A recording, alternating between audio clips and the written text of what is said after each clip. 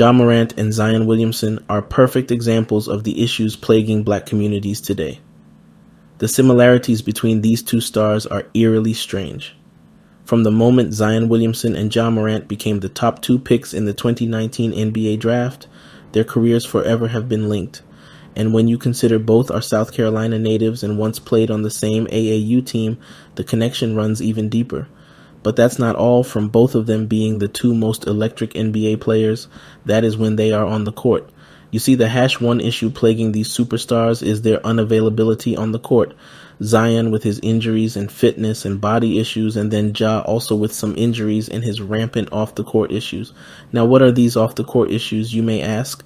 Well, what's one thing nearly every black high school kid listens to these days? Well, first it was Tupac, then Biggie, and then you Snoop Dogg, Eminem, 50 Cent. But while those rappers rapped about certain illegal activities, modern-day rap has forced things to take a certain turn. Drill rap, or at this point murder rap, has taken the mainstream music scene by storm. No longer can you walk the streets, use the subway without hearing one of these songs, whether it's from Chicago or maybe New York or even recently UK drill. Now, while even I sometimes listen to these songs, it doesn't take away from the fact they are rapping about killing, having sexual relations with different people, or even stealing and robbing. Now, while the sexual relations acts aren't illegal, the stealing and murdering are. Now, you might say how this relates to Morant and Zion Williamson. Well, let's start with Ja. Morant grew up in Dalzell, South Carolina, a suburb area. He grew up, at least to our knowledge, with no gang affiliations or street code or any of the sorts. But in the last year, Ja has gotten into numerous incidents that included him flexing with a gun or acting like a tough guy. Now, why would a guy who just signed a 5-year, $197 million contract need to act like he was from the streets? Was it because he needed protection? Well, instead of carrying your own gun, just hire police. Was he always a street gangster from the beginning as far as we can tell? No, he was not. To that end, there is only one explanation. It's the culture that the black community exists. Our culture these days celebrates rappers who kill and steal from people. A person can kill 5 people and be sent to prison and nobody would bat an eyelash. But a black rapper does it and it's free him, free her, free them. What makes these rappers different from regular human beings? Why are they celebrated when they commit these heinous acts that they rap about in their music? But I digress. Morant is an avid listener of this kind of music. In fact, based on what we know, his favorite artist is most definitely NBA YoungBoy. We see him bumping his music on the day-to-day. Now, this might be insignificant, you may say, but when you consider the kind of music that NBA YoungBoy peddles, which isn't pushing the message about peace, but rather the opposite, and is preaching killing and looting, you would see why Morant would want to emulate this lifestyle. But can it all be blamed on Ja? Well, in a sense it can, but it also cannot.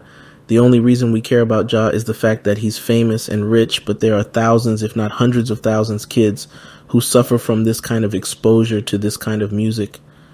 And because their favorite artists talk about committing these crimes, they feel the need to emulate them to feel closer to the music or to act hard and be about that street life. I believe I'm not the only one who believes that gun violence is the number one, and I mean number one issue in the black community, and Morant is a clear product of why. Now on to my 285-pound brother, Zion Williamson. Now look, Zion, I know that women are sweet, but they are the forbidden fruit. It can either be sweet or bitter. But before I get to that, let's talk about Zion. Zion Williamson went from being a typical 16-year-old boy with nothing in high school to signing a $44 million contract and being a multimillionaire. But nobody informed Zion that the more money and fame you had, the more troubles you had, the more responsibilities you had, and the stronger your insatiable impulses may get. Zion's multimillionaire lifestyle, the millionaire basketball life, came with its own set of problems. The more money Zion possessed, the more he could indulge his lust. When you have money, celebrity, and everything the world desires, the number of women flocking towards you is virtually unlimited. Adult actresses would be interested in a piece. Women looking for a route out of their regular jobs will want a piece. Women who have boyfriends will be interested. And now there'd be all these promiscuous ladies everywhere, eager to risk everything for a piece.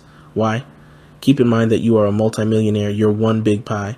So, did Zion fall victim to this snare? Absolutely. The entire planet would be in shock on June 7th, 2023. Zion would share a picture of himself and his now pregnant girlfriend, Akima. From here, it was clear that Zion had made the mistake of signing a deadly 18-year deal. Of course, this was not an NBA contract. This was a contract he had made with his lover. If she ever decides to put Zion on child support, she now has complete control. This Zion narrative continues to bring light on a world filled with tragedy, anguish, and pain, not for Zion, but for the women who discover they have been duped.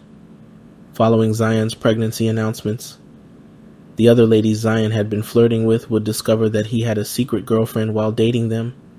One of the women in awe was an adult film actress. Mariah Mills now threatens to expose each and every information about their sexual escapades and has now recently got a tattoo of his name on her face. But the craziest thing to me out of all of this was that she claimed Zion was paying her $100K a month just to sleep with her. If you extrapolate that, Zion was paying this woman $1.2 million a year with no taxes just to hit. But while I can't comment on the way he spends his money, what I can comment on is the fact that Zion has fit the stereotype of black men. He now has a baby mama and several side hoes fighting to be part of his inner circle, but he went so far with one of them that she's basically threatening his NBA future, telling the New Orleans Pelicans to trade Zion or risk sex tapes being exposed. But once again, this is the culture of black America. Having multiple partners and baby mamas is not uncommon. In fact, it's so common nowadays that if a man says it, we gloss over it like he just told us he was black. It's insane that these two are perfect representations of the current failings of the black generation today, but this might even extend past the black generation. Gen Z has become increasingly alarming with the rate of these situations and the media that promotes these situations. Look, I'm not a judge. I don't judge anybody, but all I can do is state the facts and point out the issues that I see. It's the Rational Rabbit, and I am out.